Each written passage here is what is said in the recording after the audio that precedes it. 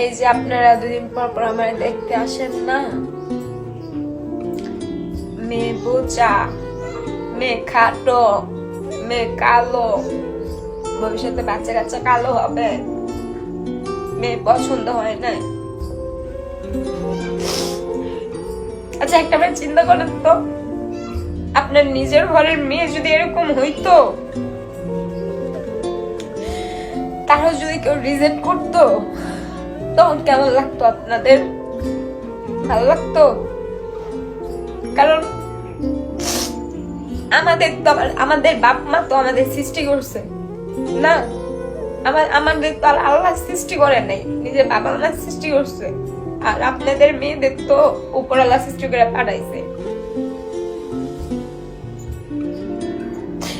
কখনো না কাউকে ছোট করে কথা কইেন না। আল্লাহ না করুক এত সুন্দর চেহারা একটা অ্যাক্সিডেন্টে যদি না থাকে,